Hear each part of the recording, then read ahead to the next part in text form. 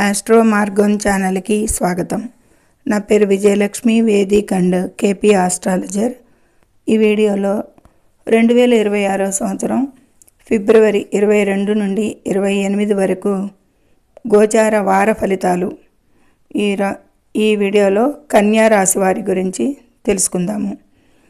అయితే ఈ వారంలో చంద్రుడు మేషరాశి, వృషభ రాశి, మిథున రాశి, కర్కాటక రాశిలో పుష్యమి నక్షత్రం 3వ పాదం వరకు సంచరించటం జరుగుతుంది. అదేవిధంగా ఖగోళంలో ఎట్ ప్రజెంట్ గ్రహస్థితులు ఎలా ఉన్నాయి అంటే కనుక మిథున రాశిలో వక్రించిన గురువు సంచారం చేస్తున్నాడు. సింహరాశిలో కేతు సంచారం జరుగుతోంది. ఇక మకర రాశిలో కుజుడు 23 వరకు సంచరించి 23 ఈవినింగ్ కుంభరాశిలో ప్రవేశిస్తాడు, సంచరించడం జరుగుతుంది ఈ వారం అంతా. అక్కడ ఆల్రెడీ రాహువు, రవి, శుక్ర, బుధలు నలుగురు కూడా సంచారం చేస్తున్నారు. మీనరాశిలో ఇక శని సంచారం కూడా జరుగుతుంది. ఇది ఎట్ ప్రజెంట్ ఖగోళంలో గ్రహాల స్థితిగతులు.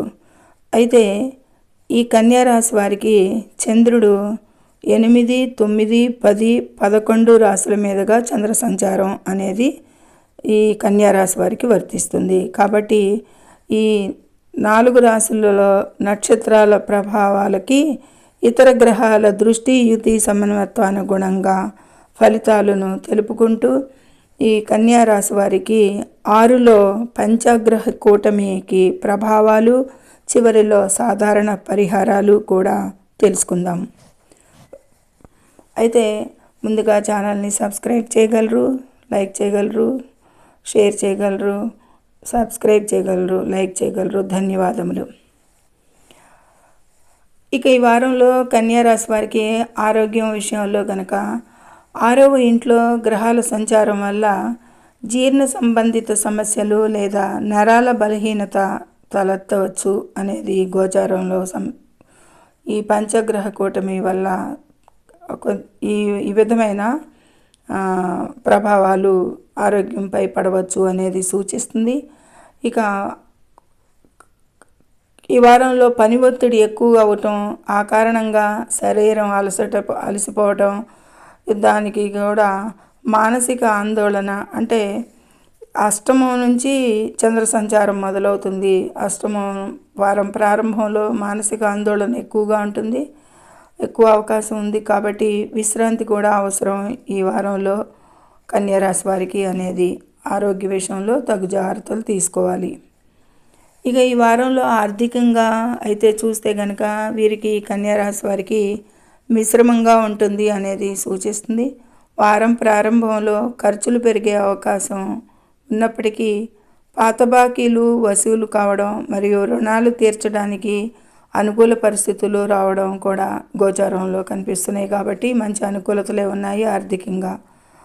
ఇక కెరీర్ పరంగా, వ్యాపార పరంగా ఉద్యోగస్తులకైతే కనుక ఉద్యోగాల్లో ఉన్న సమస్యలు కొద్దిపాటి పరిష్కారాన్ని తగ్గుముఖం పట్టి అధికారుల నుండి మంచి గుర్తింపే పొందుతారు అనేది ఉద్యోగస్తులకి మంచి అనుకూలంగా ఉంది.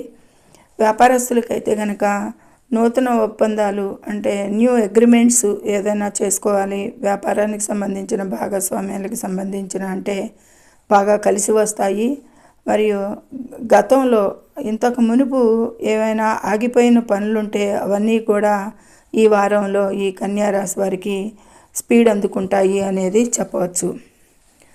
ఇక స్టూడెంట్స్కి అయితే కనుక హైయర్ ఎడ్యుకేషన్కి, ప్రాథమిక విద్యార్థులకి కూడా పోటీ పరీక్షల్లో చాలా అనుకూల ఫలితాలు పొందుతారు.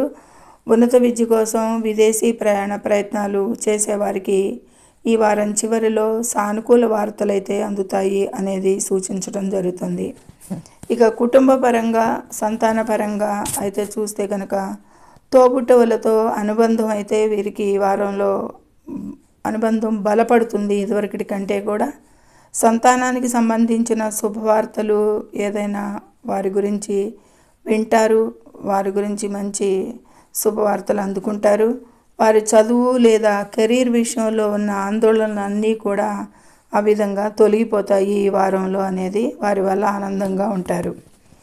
ఇక ఆస్తి వాహనాలు కొనుగోలు అమ్మకాలకి సంబంధించి ప్రాపర్టీ రిలేటెడ్ చర్చలు ఒక కొలిక్కి వస్తాయి. ఈ వారంలో కొత్త వాహనాలు కొనుగోలు చేసే సూచనలు బలంగా ఉన్నాయి ఈ గోచారంలో, ఈ కన్యా రాశి వారికి ఈ వారంలో అనేది చెప్పటం. ఇక దూర ప్రయాణాలు లేదా తీర్థయాత్రలు చేసే అవకాశాలు మెండుగా కనిపిస్తున్నాయి ఈ గోచారంలో. ఇవి మానసిక ప్రశాంతతను ఇస్తాయి కాబట్టి తీర్థయాత్రలకు కానీ దూర ప్రయాణాలకు కానీ నదీ తీరాలకు కానీ కొంచెం ప్రయాణాలు చేసిన మనశ్శాంతి లభిస్తుంది.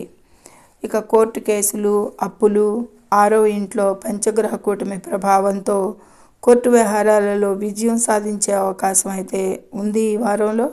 శత్రువులపై పైచేయి సాధిస్తారు ఈ వారంలో అనేది సూచించడం. కుజుడు కూడా అక్కడే సంచరించడం జరుగుతుంది. లగ్నాధిపతి కూడా అక్కడే 6లో సంచారం జరుగుతుంది, పంచగ్రహ కూటమి కాబట్టి.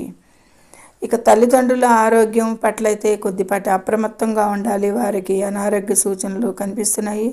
కుటుంబ సభ్యుల ఆరోగ్య విషయాలలో కూడా కొద్దిపాటి వైద్య ఖర్చులు అయితే పెరగవచ్చు అనేది సూచిస్తుంది.